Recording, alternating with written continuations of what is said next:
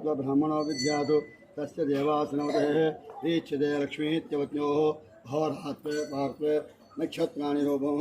अश्विनो यात्तम् इष्टं मनुष्याणाम् अम्मं मनुष्याणां सर्वं मनीषाणाम् ओम शां भृत्यान्तिः ओम सद्यो जातं प्रबध्यामि